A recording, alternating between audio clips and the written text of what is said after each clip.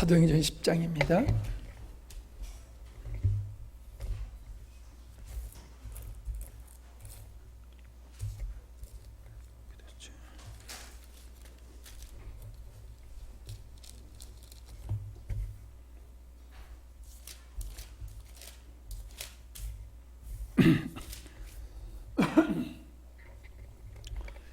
오늘은 좀 많이 읽어야 되겠어요? 우리 다 끝절까지 교독하면서 읽도록 하겠습니다. 가이사랴에 고넬료라 하는 사람이 있으니 이달랴 부대라 하는 군대의 백부장이라.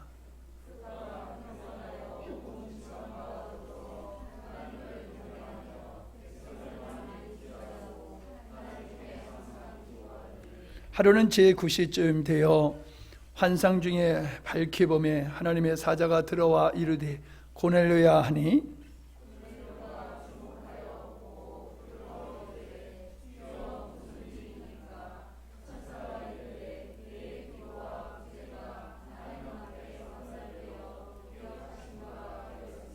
네가 지금 사람들을 요바에 보내어 베드로라 하는 시몬을 청하라.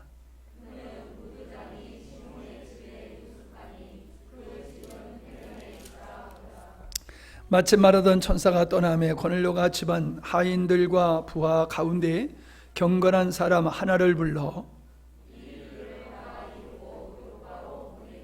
이튿날 그들의 길을 가다가 그 성에 가까이 갔을 그때에 베드로가 기도하려고 지붕에 올라가니 그 시각은 제6시더라.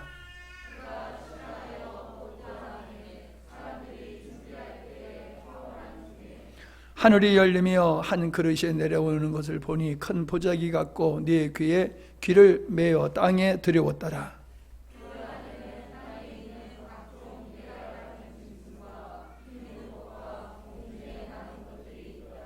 또 소리가 있으되 베드로야 일어나 잡아먹으라 하거늘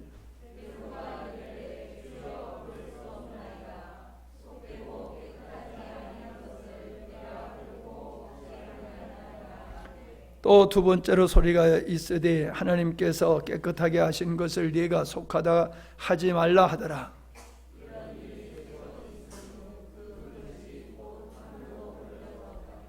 베드로가 본 바 환상이 무슨 뜻인지 속으로 의아해 하더니 마침 고넬료가 보낸 사람들이 시몬의 집을 찾아 문 밖에 서서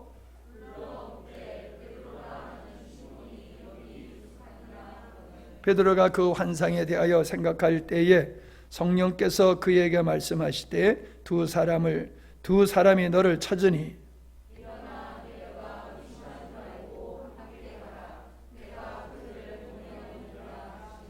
베드로가 내려가 그 사람들을 보고 이르되 내가 곧 너희가 찾는 사람인데 너희가 무슨 일로 왔느냐.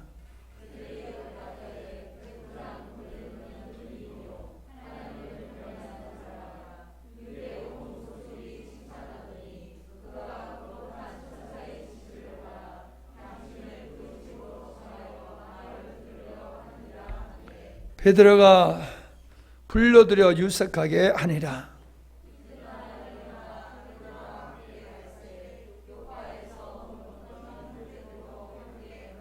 이튿날 가이사랴에 들어가니 고넬료가 그의 친척과 가까운 친구들을 모아 기다리더니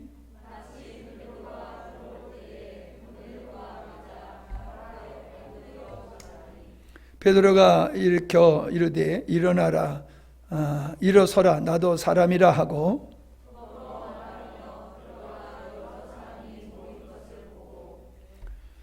이르되 유대인으로서 이방인과 교제하며 가까이 하는 것이 위법인 줄을 너희도 알거니와 하나님께서 내게 지시하사 아무도 속되다 하거나 깨끗하지 않다 하지 말라 하시기로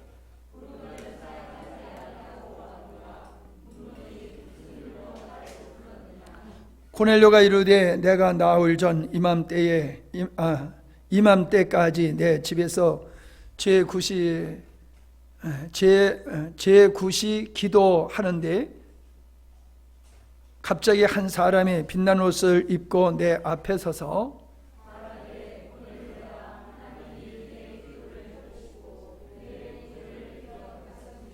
사람을 욥바에 보내어 베드로라 하는 시몬을 청하라. 그가 바닷가 무두장의 시몬의 집에 유숙하느니라 하시기로.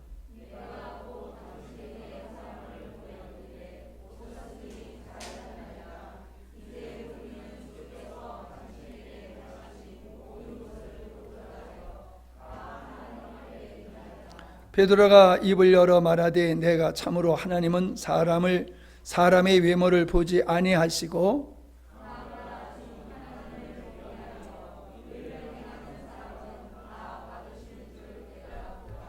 만유의 주 되신 예수 그리스도로 말미암아 화평의 복음을 전하사 이스라엘 자손들에게 보내신 말씀,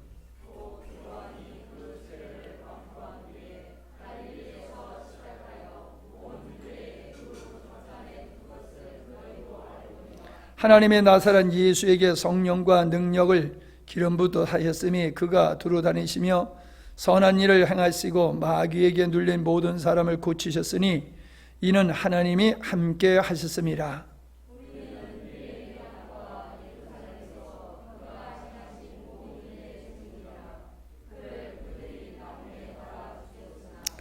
하나님이 사흘 만에 다시 살리사 나타내시되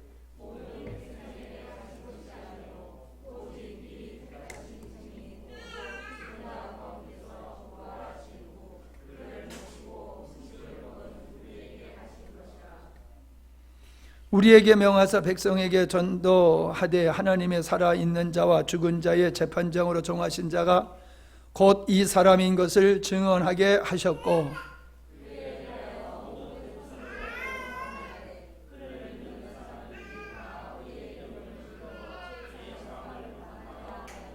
베드로가 이 말을 할 때 성령의 말씀 듣는 모든 사람에게 내려오시니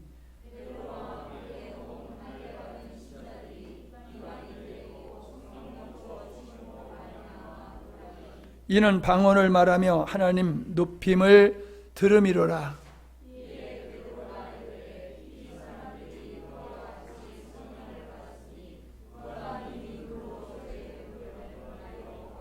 같이요. 명하여 예수 그리스도의 이름으로 세례를 베풀라 하니라. 그들이 베드로에게 며칠 더 머무기를 청하니라. 아멘. 오늘 말씀의 내용은 고넬료가 베드로를 초청하여 하나님의 말씀을 들으면서 이제 그때 또 성령이 임하시는 사건이 오늘 말씀의 내용인 것을 우리가 읽으면서 살펴보았습니다. 내용은 우리가 같이 읽었으니까 더 설명할 필요는 없겠고요. 우리가 고넬료의 신앙을 우리가 한번 살펴보면요, 그는 로마인으로서 로마 군대, 즉 점령군이지요. 통치하는 점령군의 백부장. 백부장이면은 적은 위치는 아닌 것 같아요. 100명의 군사를 거느리고 있는 사람이니까 지금 우리 시대로 하면 한번 중대장쯤 되는 건가요? 중대장쯤 되는 것 같은데 지금하고는 비교할 수는 없겠지요. 자, 이 사람이 어떤 사람이냐라고 하는 거죠. 이 사람을 가리켜서 하나님을 경외하는 자이고 기도하는 사람이고 구제하는 사람이다. 그렇게 말하고 있어요. 근데 더 중요한 것은 뭐냐 하면은 보냄을 받은 종들이 베드로에게 자기 주인인 고넬료를 소개할 때에 의인이라고 얘기합니다. 의인이요, 하나님을 경외하는 자다. 여러분, 우리가 솔직히 다른 사람에게는 우리의 치부가 드러나지 않습니다. 근데 가족에게는 우리의 치부가 다 드러납니다. 나보다 힘이 있고 위에 있는 사람들에게는 또 우리의 치부가 잘 드러나지 않습니다. 그런데 내 밑에 있는 사람, 특별히 이 시대로 말하면 종이지요. 사람 취급을 받지 못했던 그 종에게는 사람들이 함부로 절제하지 못하고 대할 수밖에 없겠지요. 그러니까는 고넬료의 평상시의 그의 인격, 그의 삶, 이게 종들에게는 그대로 드러날 수밖에 없겠지요. 그런데 그 종이 주인을 가리켜 가지고 의인이다라고 말을 하고 있음을 보게 되어집니다. 어떻습니까, 여러분? 이 사람이 얼마나 하나님을 경외하느냐라고 하는 것을 우리가 알 수 있죠. 그가 하나님을 경외하고 기도한다라고 하는 것이 한낱 종교적인 의식이 아니라 그의 삶의 본질이었다. 정말로 그 영혼이 하나님을 경외하는 마음이 있었기 때문에 평상시에 하나님을 경외하고 오늘과 같이 기도 생활을 했다. 그리고 구제의 삶을 살았다는 거지요. 주님의 마음을 가졌다는 것을 우리가 볼 수 있습니다. 구제했다. 어려운 사람을 도왔다라고 하는 것은 그가 주님의 마음을 갖고 살았다라고 하는 거지. 종들에게도 의인이라고 하는 인정을 받았다라고 하는 것은 이 고넬료는 일반적인 사람뿐만 아니라 종에까지 아주 신실하게 인격적으로 대한 사람이다라고 하는 것을 우리가 볼 수 있습니다. 사실 교만은 좀 세상적으로 잘 나가는 사람이 교만하기 쉽습니다. 머리가 좋다든가 재능이 있다든가 재물이 많다든가 권세가 있다든가 남보다 어떤 탁월한 어떤 면을 가지고 있는 사람들은 우월의식이 생기게 되고 그래서 교만하고 자기와 같이 갖지 못한 사람들을 함부로 대하는 그런 경향이 있어요. 백부장이라고 하면 점령군의 이런 군인으로서 그런 충분한 그러한 자부심과 긍지를 가지면서 다른 사람을 업신여기며 살 수 있을 그런 위치에 있는 사람인데 그는 전혀 그렇지 않았다는 거지. 그게 그가 진짜 하나님을 경외하는 사람이었다라고 하는 것을 우리는 이것을 통해서 알 수 있습니다. 여러분, 이것이 그냥 고넬료의 얘기로 끝내서는 아니 됩니다. 나도 솔직히 여러분 앞에서 보다면 가정에서 사모님한테 대하는 게 더 편하게 대하다 보면 내 자신의 절제되지 못한 부분들 속에서 옛사람의 아름답지 못한 모습이 그대로 드러나는 게 사실입니다. 나만 그렇겠어요? 우리 모두가 그렇습니다. 아내에게, 자녀들에게, 힘없는 사람에게, 부하에게 우리는 함부로 대하는, 아니 함부로 대한다라기보다는 절제하지 못하는 그러한 모습을 볼 수 있고 그것이 바로 우리의 수준이다라고 하는 거지.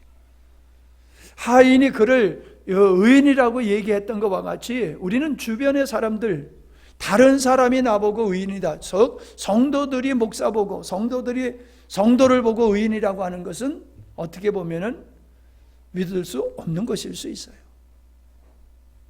포장된 것이기 때문에, 가공된 모습이기 때문에. 그러나 우리의 자녀들이 아빠를 보고 엄마를 보고 이런 종이 말했던 것과 같은 고백을 한다라고 하면은 그건 제대로 사는 거지요. 제대로 사는 거예요. 어저께 결혼식에 제가 참여하고 왔는데 요즘 코로나 때문에 그런지 거의 이렇게 가족끼리 모여서 하는 경향들이 많은 것 같아요. 근데 주례를 쓰시는 분이 부산의 복음학원의 이사장이라고 하는 노인이에요. 여자분이에요. 그분이 주례를 쓰는데 누구의 주례를 쓰냐면 손녀딸의 주례를 쓰는 거예요.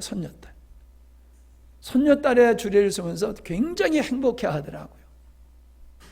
근데 그 행복해 하시는 모습이 정말 보기 좋았어요.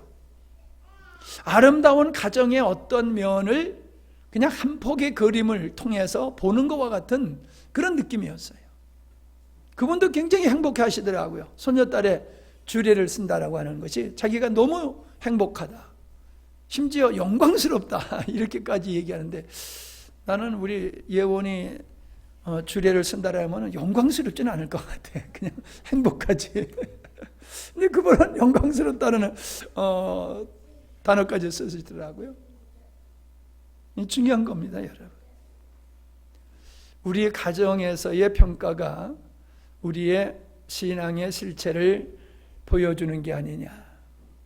자, 근데 이 고넬료는 더 또 참 겸손한 사람이다라고 하는 게 그 믿음이 그 겸손으로 나온 것 같아요. 고넬료가 베드로가 자기 집에 왔을 때 절을 했다고 그랬어요. 여러분, 머리를 숙인다라고 하는 것도 점령군의 군인으로서 자기가 지배하고 있는 그 민족의 한 어떤 사람 앞에 머리를 숙이는 정도가 아니라 절을 한다라고 하는 것은 그 쉬운 일이 아니잖아요. 일반적으로 한번 생각해 보세요. 지금도 그러하지만은 우월 의식을 가진 민족이 있잖아요. 그때 당시에 로마인들이라고 하는 것은 아주 최고의 그 시대에 자기들이 최고의 우수한 민족이다, 그런 자부심이 있는 거지요. 그리고 자기들이 점령하고 있는 지배하는 그 나라와 그 국민들은 미개하고 무지하고 어리석고 보잘것없는 그런 사람들로 치부를 하는 게 당연하지요. 그런데 그 자기가 점령한 그 유대 민족들이 섬기는 하나님을 믿는 거예요. 이게 쉬운 게 아니잖아요. 인간적으로 보면, 정서적으로 보면 쉬운 게 아니에요. 그들은 자기가 믿는 신과 다른 사람이 믿는 신을 전쟁을 해서 우리가 이기면 우리 신이 세다고 생각하는 거거든요. 그래서 점령지의 신을 갖다가 자기 신전에다 갖다 놓기도 하고, 성경에 보면 그랬잖아요. 그러니까 그는 어떤 그 환경적으로도 자기의 민족이 우수하다는 자부심을 갖기에, 그리고 그렇기 때문에 자기가 나름대로 믿는 신앙을 내려놓을 수가 없는 그런 환경에 있음에도 불구하고 그걸 그대로 내려놓고 하나님을 믿고 경외하는 모습을 보게 됩니다. 이거는 고넬료가 종교적인 사람이 아니었다는 거지요. 생명이 아닌 그냥 종교적인 사람이었다라고 하면 이렇게 하나님을 믿을 수 없고 베드로에게 절을 할 수가 없지요. 정말로 고넬료야말로 참 신앙을 가진 사람이기에 겸손한 사람이었다라고 하는 겁니다. 예. 하나님께서는 이러한 사람을 받으셨다고 그랬잖아요. 네, 구제를 하나님이 받으셨다. 아마 틀림없이 이 사람은 자기가 하는 구제의 사업을 모든 사람에게 자랑하지는 않았을 것 같아요. 그저 하나님 바라보고 했을 것 같아요. 묵묵히. 근데 하나님께서 그의 구제를 기억하시고 연락하셨다라고 하는 것은 그가 오른손이 하는 거 모르게 왼손이 하는 그것을 인정하시는 것이다. 나는 그렇게 생각을 합니다. 우리 그리스도인들은 바로 이런 모습으로 살아가야 됩니다. 이익을 추구하고 선을 행하는 것은 그거는 아름다운 게 아니지요. 경건을 팔고 의를 팔아서 자기의 이익을 쟁취하고자 하는 것이지 진정한 아름다운 하나님의 사람의 모습이 아니지요. 하나님의 사람은 그냥 그 선한 일이 그냥 즐겁고 좋은 거예요. 사람이 인정하든지 하지 않든지 그거에 관심을 갖지 아니하고 오직 그 일이 하나님이 기뻐하시는 일이고 나도 그 일이 기쁘고 즐겁기 때문에 하는 거예요. 그래서 그 일로 말미암아 육체적으로 힘들고 경제적으로도 많은 부담을 가져야 될 수가 있습니다. 그럼에도 하는 거예요. 이게 그리스도인들이에요. 여러분, 이 동성애를 입법하는 데에 발의한 사람이 교회 집사예요. 그 진짜 예수 믿는 사람이면 그렇게 할 수 없어요.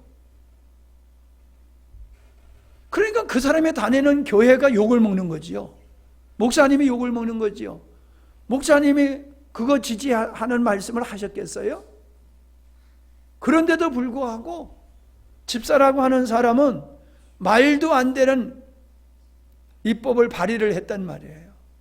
그리고 앞장서 나가고 방송에 나와서 아주 당당하게 이건 필연적인 거다라고 그렇게 주장을 하는 거예요.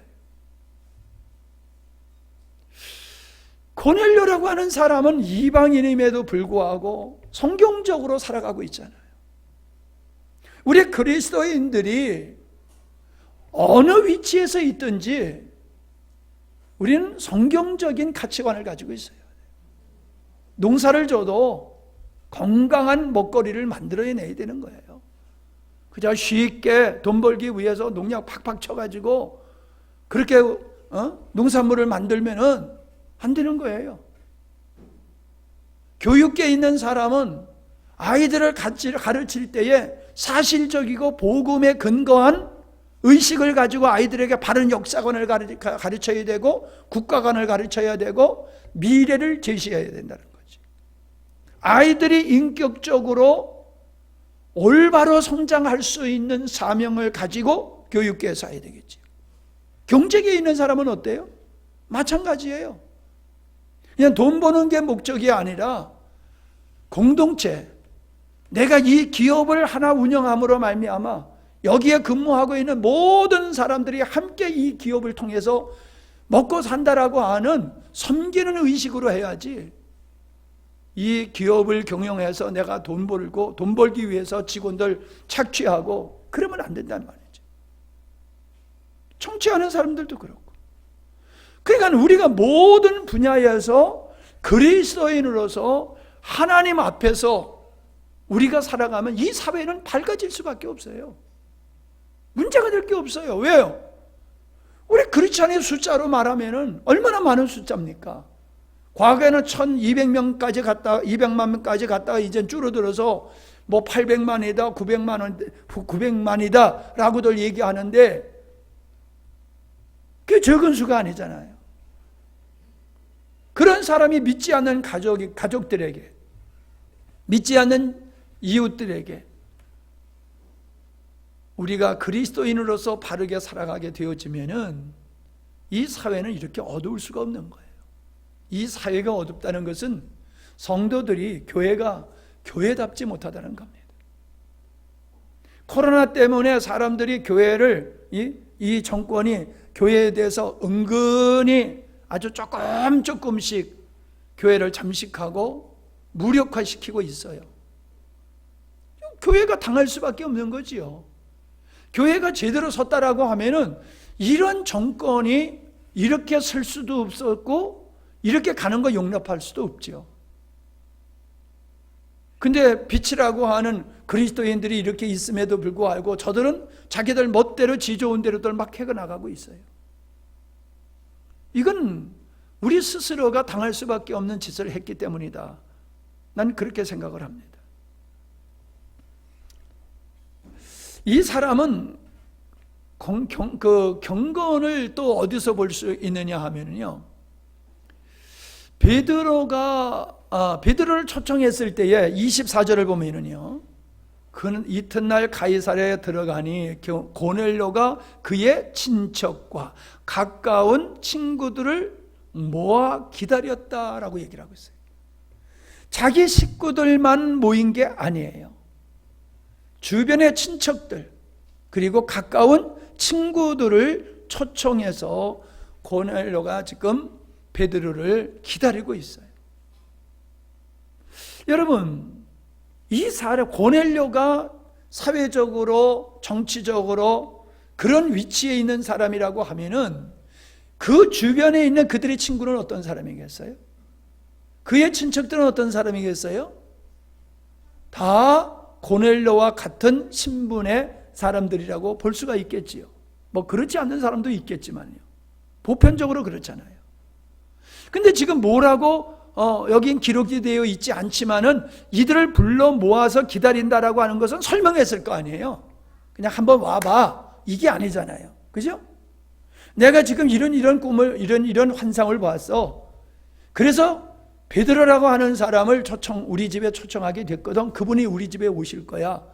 그러니 와서 한번 같이 그분의 말씀을 들어보자 라고 설명을 하고 모셔와 그 친구들과 이웃들을 데려왔을 거란 말이에요. 그러면 여러분 보세요. 인정을 받았으니까 그 사람들이 거길 왔지, 인정하지 않았으면 이 사람이 헛소리하네. 그리고 그런 자리에 가서 내가 앉는다는 자체가 부끄럽고 창피하고, 그래서 그 자리에 안 올 수가 있는 거란 말이에요. 근데 다들 왔어요. 친척들이 다 왔어요. 친구들이 다 왔어요. 종에게 인정받을 뿐만 아니라 그는 주변의 모든 사람에게 인정받는 자였다 라고 하는 것을 우리가 볼 수 있죠. 그리고 그 사람들도 고넬료와 같은 사람이었어요. 왜요?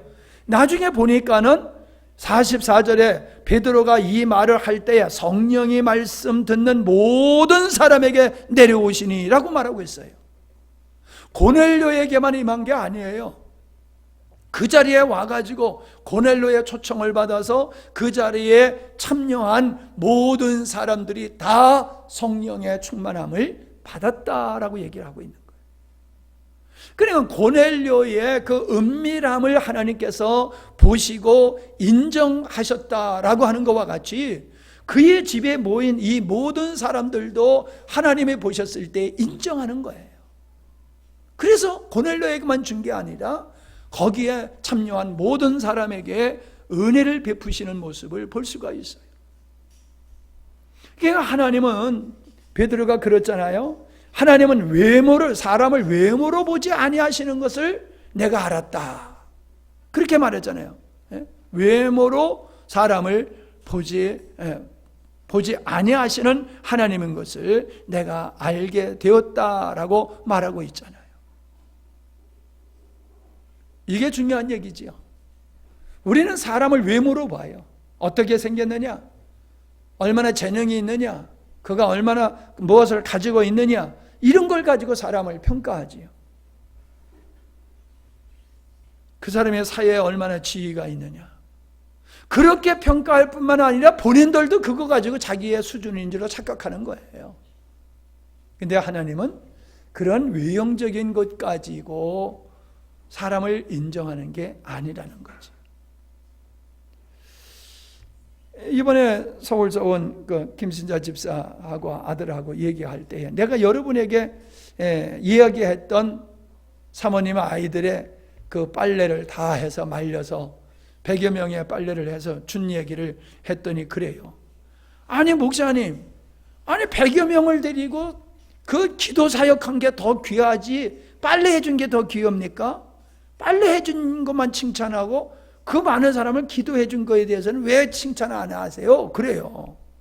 그래서 기도해 주는 것보다 빨래해 주는 게 더 중요한 거야 라고 내가 설명을 했어요. 왜요? 수고를 따지면은 기도해 주는 수고가 훨씬 힘들었죠.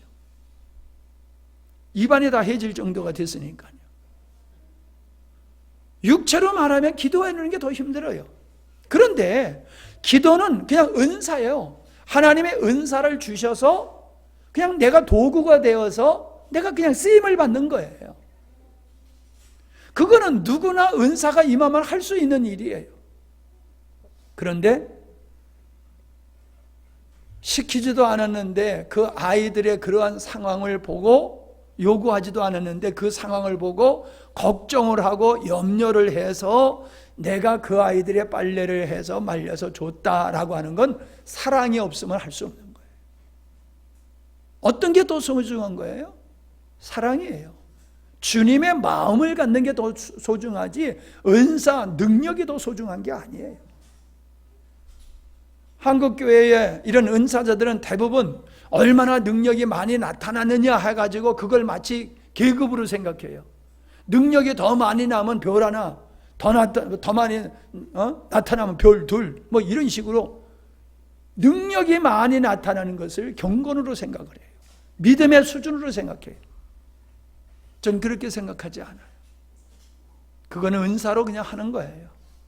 얼마만큼 주님의 마음을 가지고 살았느냐, 섬기느냐라고 하는 거지. 나는 오늘 이 고넬료를 보면서 얼마나 은혜가 되는지 몰라요.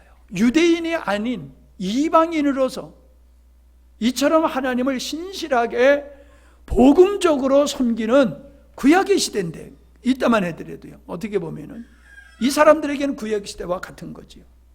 예수님의 부활 승천을 하신 막 이때니까 신약 시대는 맞지만은 그들이 정서적으로 환경적으로 봤을 땐 구약이라고 생각하는 게 더 가깝지요. 그런데도 복음을 깨달은 복음적인 삶을 살아가는 것이 바로 하나님 앞에 온전한 모습으로 살아가는 참 신앙이기 때문에 이런 모습을 우리들에게 보여준다라고 하는 거지요. 그는 참 하나님의 말씀을 갈급한 사람이라고 볼 수가 있어요. 하나님의 말씀에 목마른 사람.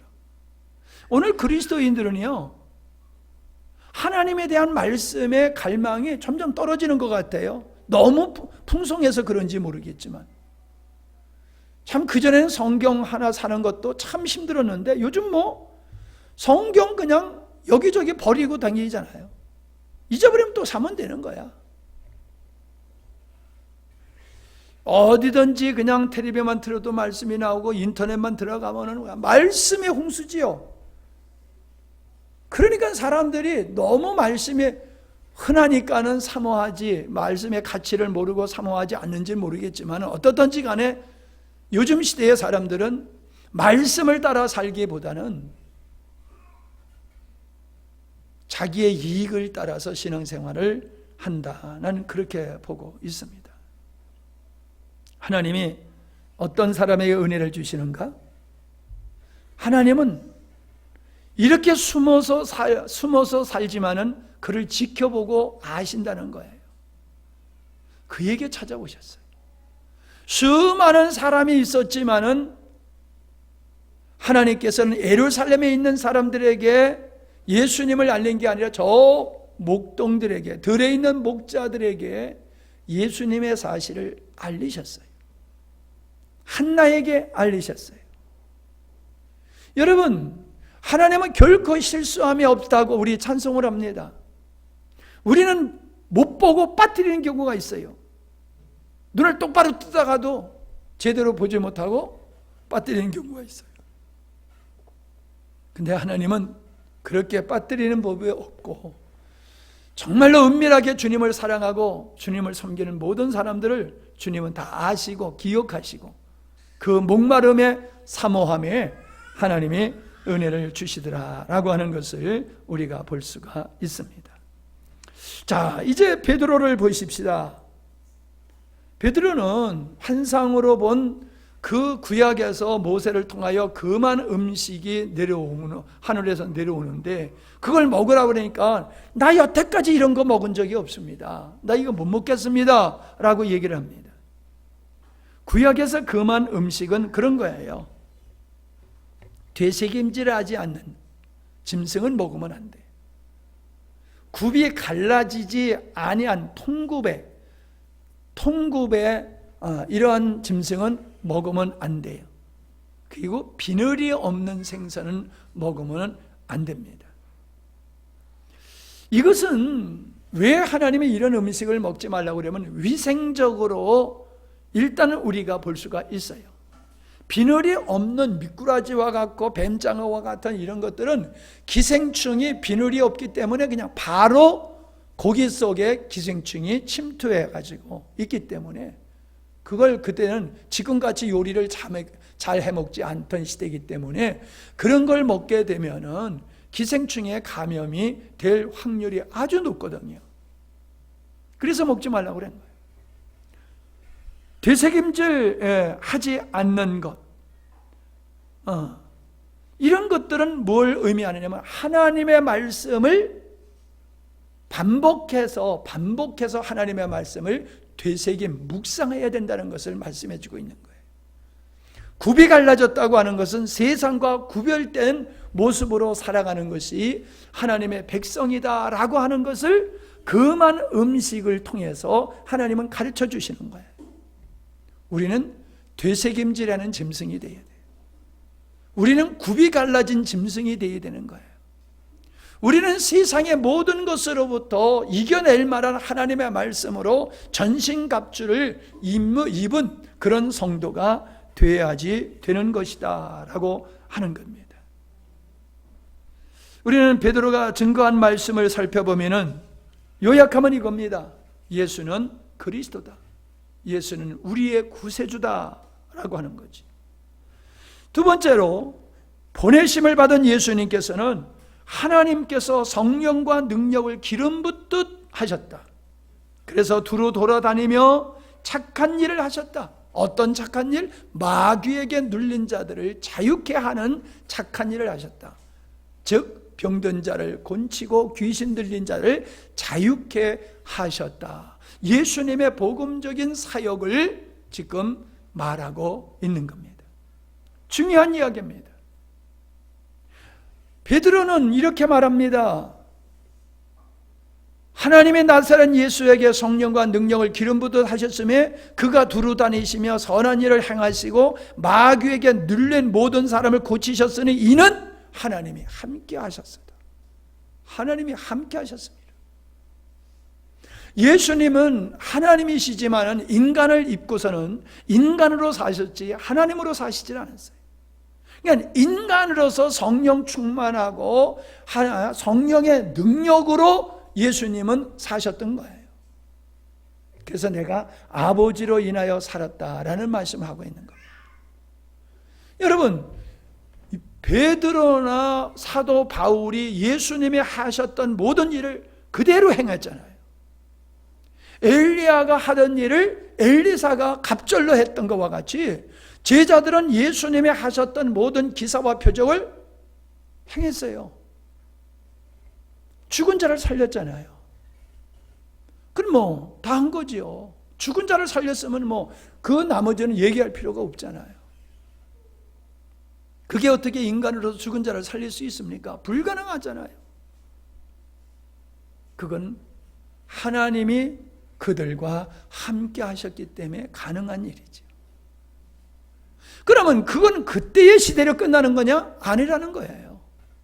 지금도 하나님이 함께 할 때에 우리는 예수님이 이 땅에서 행하셨던 일들을 우리도 행할 수 있다는 겁니다. 여러분이 능력을 구하고 은사를 구하는 것이 누가 하니까 그게 부러워서 구하는 게 아니라 정말로 마귀에게 눌리고 사망의 권세 있는 자들을 자유케 하고자 하는 그 강한 여러분의 마음이 있다라고 하면은 하나님은 여러분에게 능력을 부어주십니다. 그래서 여러분의 기도를 통해서 마귀에게 눌린 자들을 자유케 하는 일을 지금도 하나님은 하신다는 거예요. 목사님이나 선교사님이나 혹은 특별한 사람들만이 할 수 있는 게 아니라 영혼을 사랑하는 사람을 통해서 하나님은 지금도 그 일을 동일하게 하신다는 거예요. 포기하지 마세요. 안 된다고 포기하지 마세요. 여러분이 주님의 마음을 가지고 기도하면은 병든 자가 낫는 겁니다. 제가 지난주에 이번에 임직받은 분들에 대해서 기도를 어떻게 해야 되느냐라고 하는 것을 가르치는 일을 했습니다. 근데 중요한 것이 기도는 말을 잘하는 게 기도가 아니라 마음속 깊은 곳에서 넘치는 기도가 돼야 돼요. 제가 많은 분들을 기도해 줄 때 그분들이 그래요. 목사님은 참 진실되게 기도한다는 거예요. 간절하게 진실되게 가식 없이 솔직하게. 나 그렇게 기도해요. 하나님 앞에서 폼 잡고 기도하지 않아요. 정말 주님의 은혜만 안 된다라고 하는 이 절대적인 주님을 의존하는 마음으로 주님만 바라보며 기도합니다. 그 내 마음이 같이 기도하는 그분들에게 전달이 되어지고, 그래서 그분들이 은혜를 받고 그때에 하나님이 역사를 하시더라라고 하는 겁니다. 예수님이 성령과 권능을 받고 귀한 사역을 하셨다라고 하면 우리는 당연히 우리도 그렇게 성령과 기름 부음을 통해서 하나님의 일을 하는 거예요. 하나님의 일은 지혜와 지식과 능력으로 하는 게 아니에요. 성령 충만함으로, 성령으로 하는 거예요. 주님으로 하는 거예요. 교회 일은 그런 거예요. 똑같은 노동일지 모르지만, 헌신일지 모르지만 다른 거예요. 그러므로 여러분, 나는 돈이 없어서 못한다, 건강이 없어서 못한다, 시간이 없어서 못한다, 이건 다 핑계예요. 여러분의 마음속에 정말로 주님을 사랑하는 마음과 교회를 사랑하는 마음이 있으면 어떤 모습으로든지 여러분은 섬기는, 세워가는 이 일을 하게 되어 있습니다. 근데 그 일을 안 하는 것은 부족해서 안 하는 게 아니라 관심이 없기 때문에 안 하는 거예요. 마음에 없기 때문에 안 하는 거예요. 거기 한 가지 더 붙이면 무지도 동일한 거예요. 몰라서 못하는 거는 악해서 안 하는 거나 다를 바가 없어요. 안 하니까. 그러면 여러분, 나는 부족해서, 무지해서, 몰라서 못했어, 알면은 했을 텐데, 이렇게 핑계대지 마세요. 왜 몰라요? 깨어있지 않았기 때문에 모르는 거예요. 관심이 없기 때문에 모르는 거예요. 내일로 생각을 안 했기 때문에 모르는 거예요. 여러분의 일이라고 하면 잊어버리질 않아요. 우리가 지금 병원에 가는, 단골로 가는 병원에 바뀌었어요. 우리 주치의와 같은 장로님인데 마음은 좋은데 실력이 딸리는 것 같아. 근데 저 완산에 그 봉동이라고 있어요. 그러니까 그 전주병원에서 근무하다가 그쪽에 개업을 해가지고 하는 분인데, 이분은 얼마나 자세하게 가르치는지 몰라요. 상담을 이 환자하고 그냥 몇 분 대충 물어보고 끝나는 게 아니에요. 자세하게 가르쳐요. 의사가 환자에게 전화해가지고 이 결과를 설명하고 그러는 것은 난 그분밖에 못 봤어요. 그분은 검사 받은 거를요, 오라고 그러지 아니하고 전화로 설명을 해요. 언제? 점심시간에. 점심 후딱 먹고 점심시간에 환자들에게 그것도 아주 자세하게, 또 너무 자세해서 귀찮을 정도예요. 너무 자세하게 해서. 그래서 제가 몇 분을 그 병원에 또 소개를 했어요. 그래서 굉장히 도움을 받는 그런 사람이 있어요. 여러분, 우리 그리스도인은 그렇게 살아야 됩니다. 근데 그분은 그리스도인이 아니에요. 그런데도 그렇게 친절하고 사랑의 넘침으로 하는 걸 보면서 참 내가 많이 감동을 받았습니다. 부활의 주님을 우리가 보았다. 부활하신 예수님은 이미 선지자를 통해서 예언되었던 것이다. 그렇게 말을 하고 예수를 통해서만이 죄사함을 받을 수 있음을 선포하고 있습니다. 그러니까 거기에 모였던 사람들이 다 아멘하고 은혜를 받는 거예요. 아멘하고 은혜를 받으니까 성령께서 그들의 머리 위에 임하는 역사가 나타났지요. 오늘 시대는 성령이 인색하다고 생각해요, 사람들이. 과거에는 성령의 역사하심이 아주 풍성했고 인심 좋았어. 근데 요즘은 시대가 바뀌어서 하나님께서 너무 인색하셔. 이런 인식들을 가지고 있어요. 하나님은 변개치 않는 분이라고 그랬잖아요. 과거나 오늘이나 미래나 동일하신 분이라고 그랬어요. 그런데 왜 과거에는 그렇게 성령의 나타나심이 풍성했는데 지금은 왜 이렇게 인색하냐 말이에요. 우리들이 문제라는 거예요. 우리들. 고넬료 집에 모였던 그들, 고넬료를 비롯하여 모였던 그들은 하나님이 인정하신 자들이에요. 목마름이 있는 자들이에요. 믿음이 있는 자들이에요. 그러니까 하나님께서 은혜를 주시고 역사하신 거예요. 오늘의 사람들은 어때요? 주시려면 주시고 말려면 말려라. 아주 잘 됐어요. 교회 나가고 싶지 않는데 코로나 때문에 핑계대기 좋잖아요. 그전에는 왜 못 나오셨어요? 이러면 바빠서요 그랬는데 바빠서요 하면서는 찝찝했거든. 근데 요즘은 왜 못 나오셨어요? 아시잖아요. 요즘 아주 당당하게 내가 코로나 때문에 예배에 못 나가는 거 당연하지 않느냐? 아주 핑계거리가 잘 생겼어요. 코로나 때문에 못 나온다라고 그러면 코로나 아닐 때는 잘 나왔어요? 코로나 아닐 때도 잘 안 나왔잖아요. 그러면은 코로나 때문에 모이는 것이 힘들다라고 그러면은 예배 시간은 안 나와도 일주일에 한 번이라도 올라와서 기도는 해야 될 거 아니에요. 자기 스스로가 하나님과 갖는 기도의 시간은 가져야 될 거 아니에요. 그것도 잘라먹고 예배 시간도 잘라먹고 그러면서 코로나 타령하고 있어요. 알곡과 죽정이가 갈라지는 구별되는 시대를 우리는 지금 지나가고 있어요. 핑계, 변명 통하지 않아요.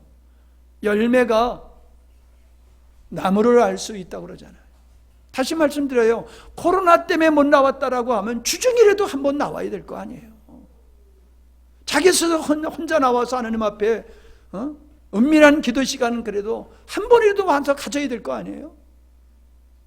과거에도 그런 거 없었고 지금도 없어요. 그건 마지못해서 끌려다니는 신앙이지 참 신앙이 아니라는 거예요. 그러면서 자기 믿음 좋다고 얘기하고 있어요. 더 착각은 그러면서 천국 갈 수 있다고 그러는데 갈 수 있는지 없는지 나는 모르지만은 참 의심스럽게 짝이 없어요. 말씀을 마치겠습니다. 말씀과 성령의 임재하심이 하나로 묶여지는 게 고넬료 집에서의 사건이에요. 말씀만 있고 성령만 있으면 안 돼요. 말씀만 있고 성령이 없으면 안 돼요. 말씀과 성령의 역사가 함께 가는 것이 맞는 거예요.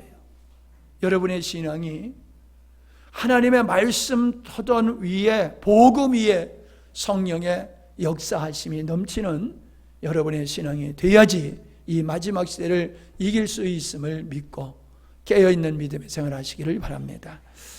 하나님 감사합니다. 저희들도 피곤하지만은 이렇게 나와서 하나님을 찬양하고 말씀을 통하여 교훈을 얻고 위로를 얻고 영혼의 힘을 얻습니다.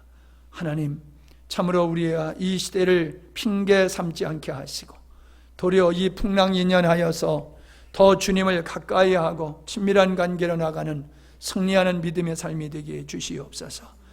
이방인이었던 이 고넬료가 점령군으로서 점령지 그 식민지 그들의 신을 하나님을 믿는 이 경건한 모습이 하나님께서 참 귀하게 여기셨고 그걸 받으시고 그들에게 성령 충만함을 주신 것을 우리가 바라보면서 이 시대를 사랑하는 우리들도 이와 같은 믿음으로 온전히 서게 하여 주시옵소서.